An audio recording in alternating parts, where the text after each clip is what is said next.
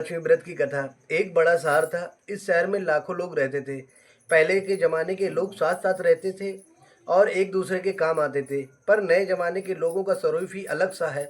सब अपने काम में रहते हैं। किसी को किसी की परवाह नहीं। घर के सदस्यों को भी एक दूसरे की परवाह नहीं होती। भजन कीर्तन, भक्ति भाव, दया माया, परोपकार जैसे संस्कार कम हो गए हैं। शहर में बुराइयां बढ़ गई थी।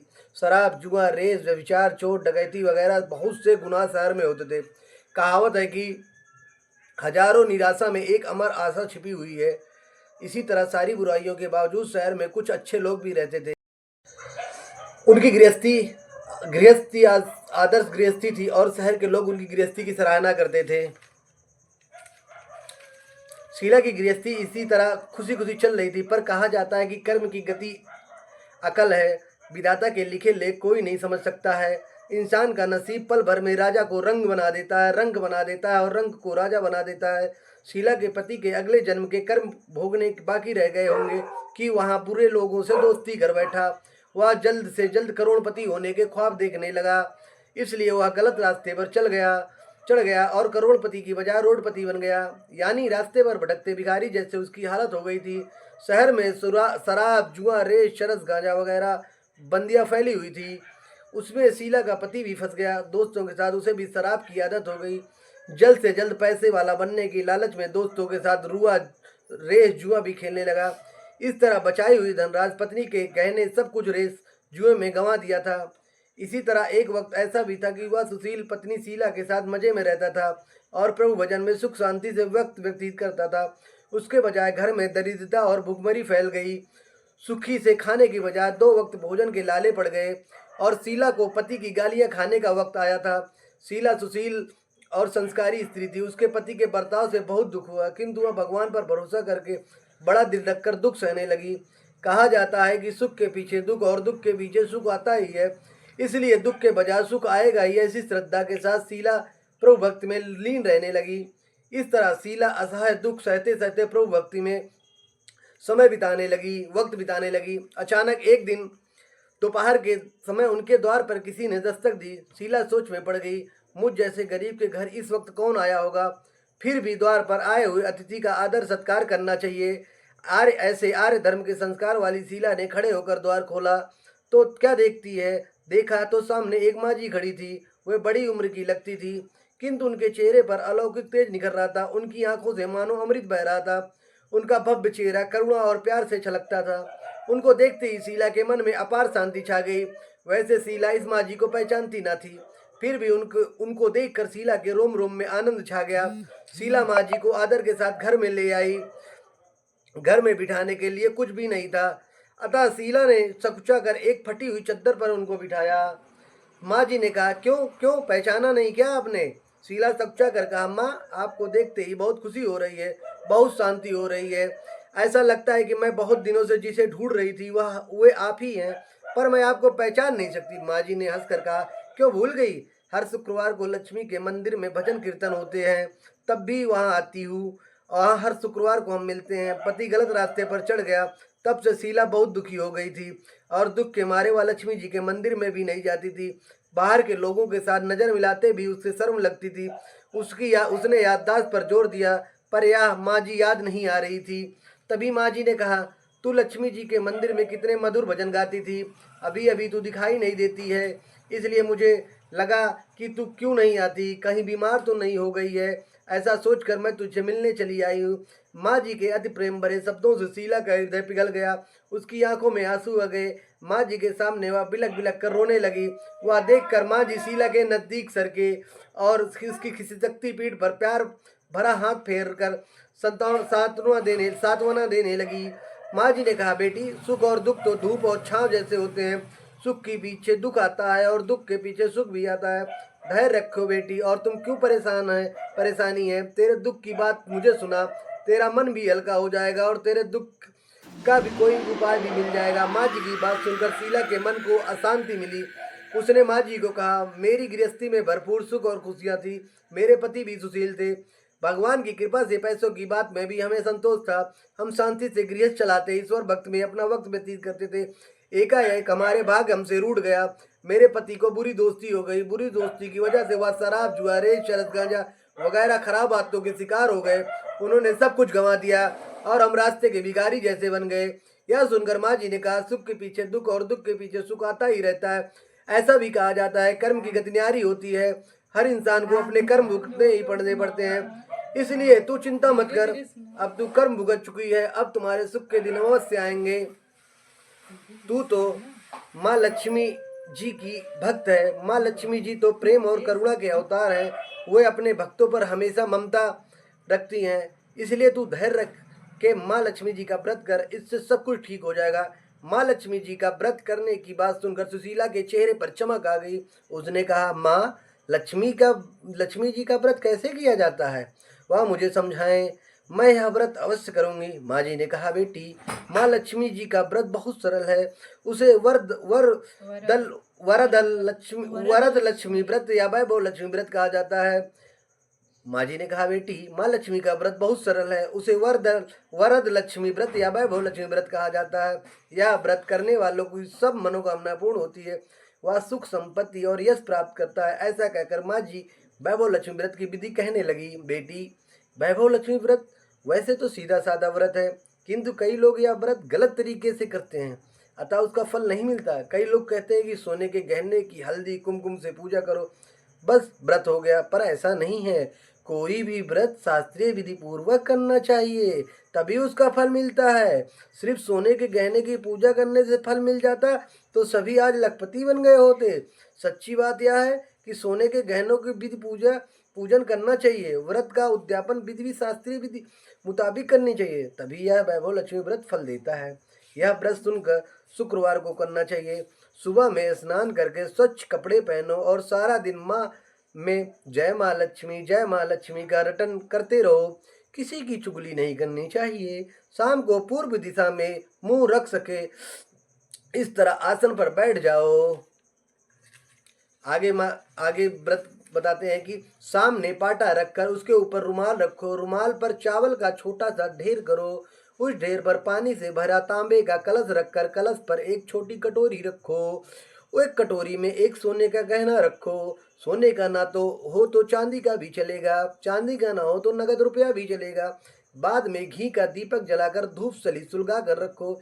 माँ लक्ष्मी जी की बहुत स्वरूप है और माँ लक्ष्मी जी को श्री यंत्र अति प्रिय है, अतः वैभव लक्ष्मी के पूजन विधि करते वक्त सर्वप्रथम श्री यंत्र और लक्ष्मी जी के विविध स्वरूपों का सच्चे दिल से दर्शन करो। उसके बाद माँ लक्ष्मी जी स्तवन का पाठ करो। बाद में कटोरी में रखे हुए गहने या रुपये को हल्दी कुमकुम और चावल चढ़ाकर पूजा करो और लाल रंग का फूल चढ़ाओ। शाम को कोई मीठी चीज बनाकर उसका प्रसाद रखो। ना हो सके तो शक्कर या गुड़ भी चल सकता है। फिर आरती करके 11 बार सच्चे हृदय से जय माँ लक्ष्मी बोलो। बाद में 11 या 21 शुक्रवार का यह व्रत करने का दृढ़ संकल्प माँ के सामने करो और आपकी जो मनोकामनाएं हो वह पूरी करने को माँ लक्ष्मी जी की विनती करो।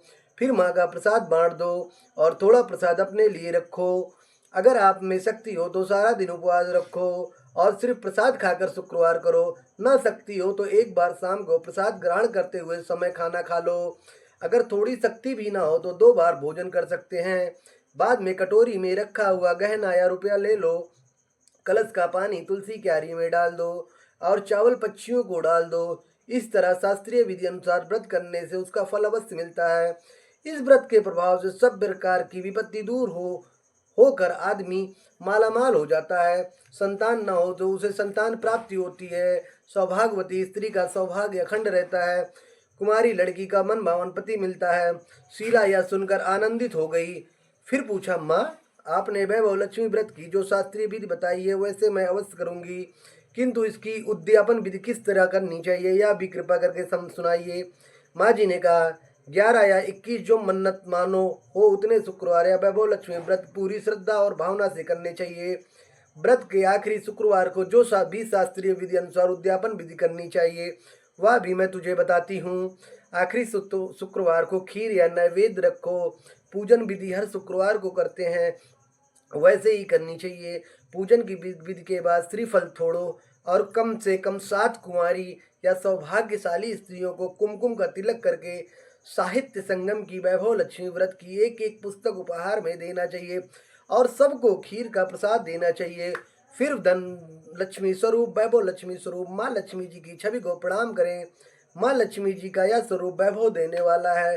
प्रणाम करके ही मन ही मन भावुकता से माँ की प्रार्थना करते वक्त कहें, हे माँ धन लक्ष्मी, हे माँ वैभव लक्ष्मी, मैंने सच्चे हृदय से आपका वैभव लक्ष्मी व्रत पूर्ण किया है, तो हे माँ हमारी जो मनोकामना की हो वह बोलो, मनोकामना पूर्ण करो, हमारा सबका कल्याण करो। जिसे संतान न हो उसे संतान देना, सौभाग्यशाली स्त्री का सौभाग्य अखंड करना, कुमारी लड़की को मन भावन पति देना। आपका यह चमत्कारी वैभव लक्ष्मी व्रत जो करे उनकी सब विपत्ति दूर करना, सबको सुखी करना। हे माँ आपकी महिमा अपरंपार है। इस तरह माँ की प्रार्थना करके माँ लक्ष्मी जी का धन लक्ष्मी स्वरूप को भाव से वदन करो, माँ जी के पास वदन करो, वंदन करो। माँ जी के पास से वैभव लक्ष्मी व्रत की यह शास्त्रीय विधि सुनकर शीला भाव विभोर उठी। उसे लगा मानो सुख का रास्ता मिल गया हो। उसने आंखें बंद करके मन ही मन उच्छृण संकल्प लिया कि हे वैभव लक्ष्मी माँ, मैं भी जी के कहे मुताबिक श्रद्धा से शास्त्रीय विधि अनुसार वैभव लक्ष्मी व्रत 21 शुक्रवार तक करूंगी और व्रत की शास्त्रीय विधि अनुसार उद्यापन विधि करूंगी। शीला ने संकल्प करके आंखें खोली तो सामने कोई नहीं था। वह विस्मत हो गई, माँ जी कहाँ गई? या माँ जी दूसरा कोई न था, साक्षात लक्ष्मी जी ही थी। शीला लक्ष्मी जी की भक्त थी, इसलिए अपने भक्त को रास्ता दिखाने के लिए माँ लक्ष्मी देवी माँ जी का स्वरूप धारण करके शीला के पास आई थी। दूसरे दिन शुक्रवार था। सवेरे स्नान करके स्वच्छ कपड़े पहनकर शीला मन ही मन श्रद्धा से और पूरे भाव से जय माँ लक्ष्मी का मन ही रटन करने लगी। सारा दिन किसी की चुगली नहीं की। शाम हुई तब हाथ पाँव मुंह धोकर शीला पूर्व दिशा में मुंह करके बैठ गई। घर में पहले सोने के बहुत से गहने थे, पर पतिदेव ने गलत रास्ते पर चढ़कर सब गहने गिरवी रख दिए थे। पर नाक की चुन्नी बज गई थी। नाक की चुन्नी निकालकर उसे धोकर शीला ने कटोरे में रख दी। सामने पाटे पर रुमाल रखकर मुट्ठी भर चावल का ढेर किया। उस पर तांबे का कलश पानी भरकर रखा। उसके ऊपर चुन्नी वाली कटोरी रखी। फिर माँ जी ने कही थी वह शास्त्रीय विधि अनुसार वंदन स्तवन पूजा वगैरह किया और घर में थोड़ी शक्कर थी, वह प्रसाद में रखकर वैभव लक्ष्मी व्रत किया। यह प्रसाद पहले पति को खिलाया। प्रसाद खाते ही पति के स्वभाव में फर्क पड़ गया। उस दिन उसने शीला को मारा नहीं, सताया भी नहीं। शीला को बहुत आनंद हुआ। उनके मन में वैभव लक्ष्मी व्रत के लिए श्रद्धा बढ़ गई। शीला ने पूर्ण श्रद्धा भक्ति से 21 शुक्रवार तक वैभव लक्ष्मी व्रत किया। 21वें शुक्रवार को माँ जी के कहे मुताबिक उद्यापन विधि करके 7 स्त्रियों को वैभव लक्ष्मी व्रत की 7 पुस्तकें उपहार में दी। फिर माता जी के धन लक्ष्मी स्वरूप की छवि का वंदन करके भाव से मन ही मन प्रार्थना करने लगी, हे माँ धन लक्ष्मी, मैंने आपका वैभव लक्ष्मी व्रत करने की मन्नत मानी थी, वह आप व्रत आज पूर्ण किया है। हे माँ मेरी हर विपत्ति दूर करो, हमारा सबका कल्याण करो। जिसे संतान न उसे संतान देना, सौभाग्यवती स्त्री का सौभाग्य अखंड रखना, कुंवारी लड़की का मन भावन पति देना। आपका यह चमत्कारी वैभव लक्ष्मी व्रत करें, उनकी सब विपत्ति दूर करना, सबको सुखी करना। हे माँ आपकी महिमा अपरंपार है। ऐसा बोलकर लक्ष्मी जी के धन लक्ष्मी स्वरूप की छवि को प्रणाम किया। इस तरह शास्त्रीय विधि पूर्वक शीला ने श्रद्धा से व्रत किया और तुरंत ही उसे फल मिला और उसका पति गलत रास्ते पर चला गया था, वह अच्छा आदमी हो गया और कड़ी मेहनत करके व्यवसाय करने लगा। माँ लक्ष्मी जी के वैभव लक्ष्मी व्रत के प्रभाव से उसको ज्यादा मुनाफा होने लगा। उसने तुरंत शीला के गिरवी रखे गहने छुड़ा लिए। घर में धन की बाढ़ सी आ गई। घर में पहले जैसे सुख शांति छा गई। वैभव लक्ष्मी व्रत का प्रभाव देखकर मोहल्ले की दूसरी स्त्रियां भी शास्त्रीय विधि पूर्वक वैभव लक्ष्मी व्रत करने लगी। हे माँ धन लक्ष्मी, आप जैसे शीला पर प्रसन्न हुई, उसी तरह आपका व्रत करने वाले सब पर प्रसन्न होना, सबको सुख शांति देना। जय धन माँ धन लक्ष्मी, जय वैभव लक्ष्मी माँ, वैभव लक्ष्मी माता की जय। बोलो वैभव लक्ष्मी माता की जय। जय वैभव लक्ष्मी माता की जय। वैभव लक्ष्मी माता। ओम श्री अंतरम श्री।